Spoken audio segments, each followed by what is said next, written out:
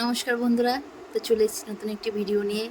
এই স্থানটি কোথায় আছে? এই স্থানটি আছে মাদপুর ও জগপুরের মাঝখানে মা মনসা মন্দির, বিশ্ববিখ্যাত। এখানে এমন কোনো কেউ নেই যে মানত করেছে তার পূর্ণ হয়নি। আমার শাশুড়িও করেছিল, সেটা পূর্ণ হয়েছে। তার জন্যই আমাদের এই জায়গায় যাওয়া। তো চলো তোমাদেরকেও নিয়ে যাব, খুব ভালো লাগবে। চলো যাওয়া যাক মাদপুর জগপুর স্টেশনের কাছে, মাঝখানে ঠিক মা মনসা মন্দির। চলো।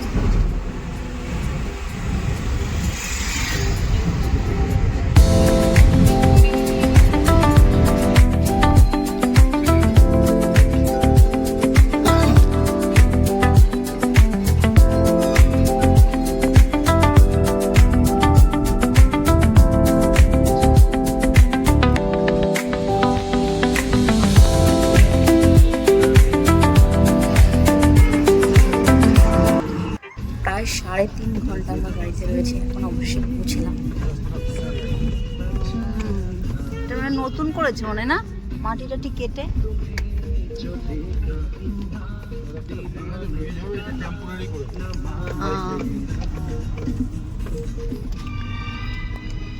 এটা হাইওয়ে থেকে নেমে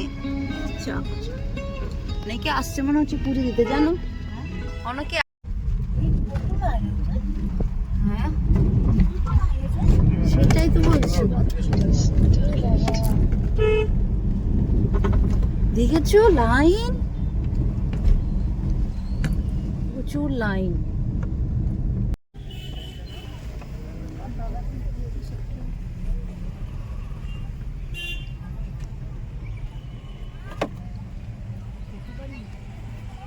ভিড়। মা কোথায় গেল? চলো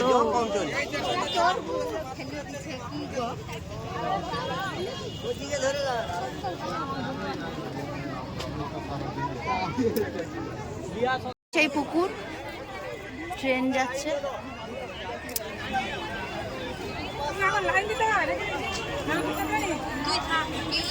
হ্যাঁ এখানটা লাইন দাও। ছাতা নিয়ে আসিনি, দেখেছো?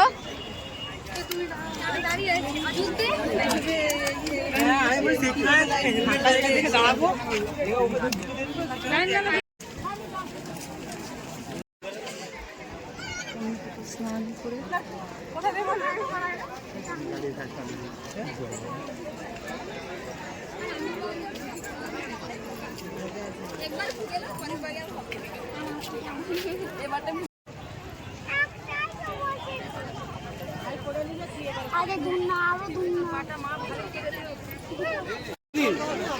আচ্ছা এই পাশে রোকেন, তোমার ধাক্কা মারটা পুরো ঠেলে ফেলে পুরো সব বলিনি তো।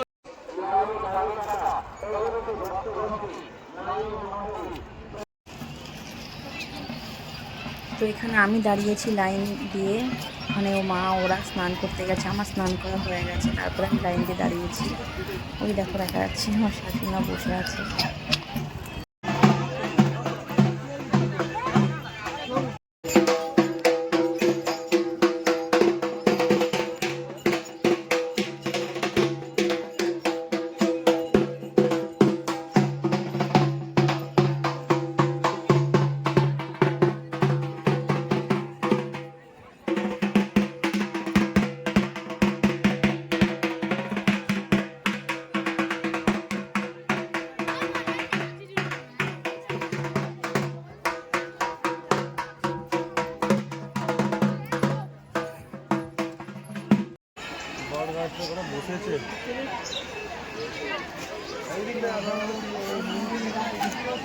চলো অনেক দূর চলে এসেছি আমরা কাছে।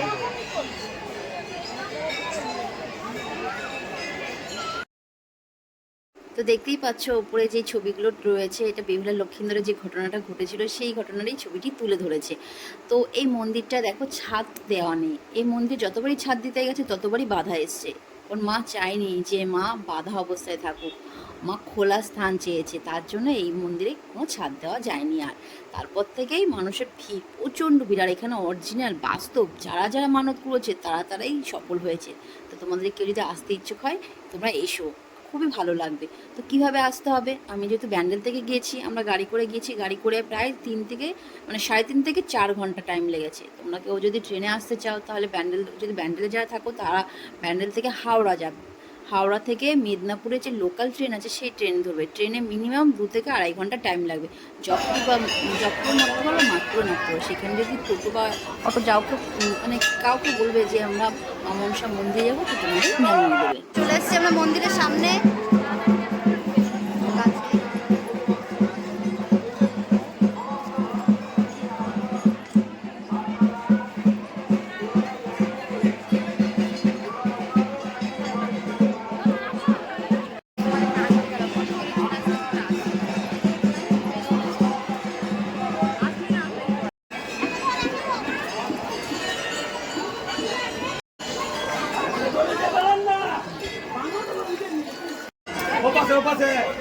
ওখানটা দাঁড়া, একটা জায়গা দাঁড়াও। এই মায়ের মন্দিরে কিন্তু আরেকটি ব্যাপার আছে। সেটি হলো কেউ পুরোহিত মশাই দিয়ে পুজো করে না, নিজের পুজো নিজেই দিতে হয়। নিজের ডালা নিজের মতন সাজিয়ে তুমি মাকে তোমার মতন করে পুজো দিতে পারবে। এই একটাই মন্দিরে খুব ভালো লাগলো। এখানে কোনো পান্ডা ধরা নেই যে পান্ডা ধরবে তারা বিরক্ত করবে, সেরকম কিছুই নেই। তোমার ইচ্ছা মতন তোমরা পুজো দিতে পারবে। আর সত্যি নিজের ইচ্ছা মতন পুজো দিতে সত্যি খুবই ভালো লাগে।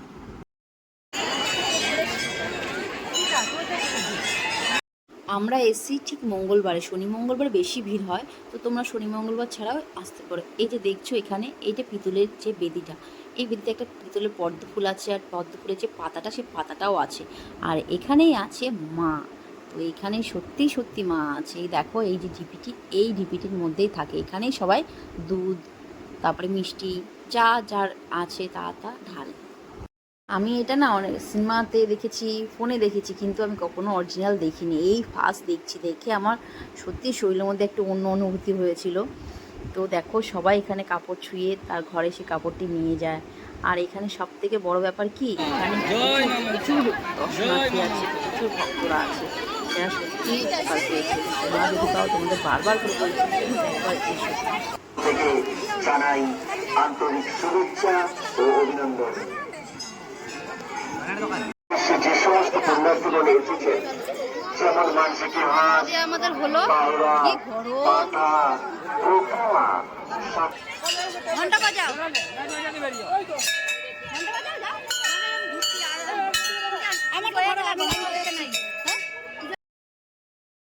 এত খিদে পেয়েছে, তো পুজো দেওয়ার পরপরই আমরা খেতে বসে গেছি। এখানটার সামনেই খাওয়ার ব্যবস্থা করে দিয়েছিল।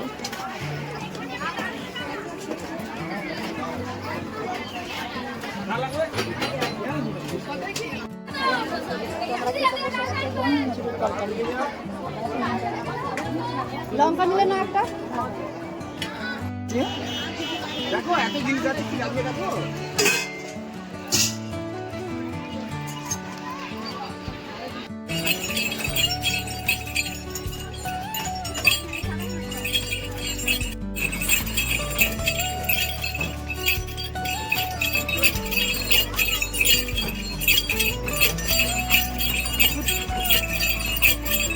তো গরম পড়েছে, শরীরটা সত্যি খারাপ হয়ে গেছে। তো এখন আর পারছি না, এখন বাড়ির দিকে যাওয়ার জন্য রওনা দিয়েছি আমরা।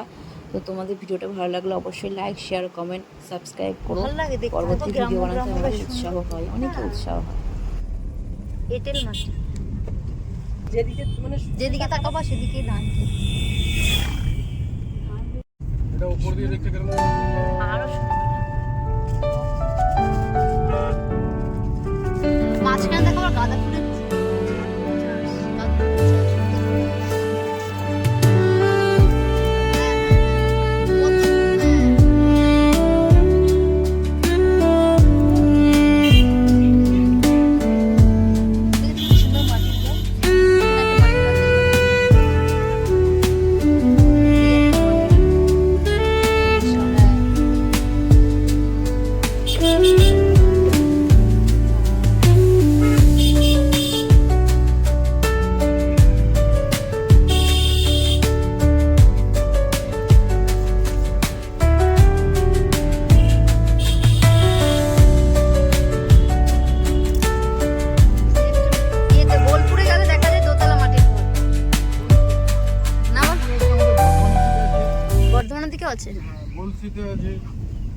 ওসব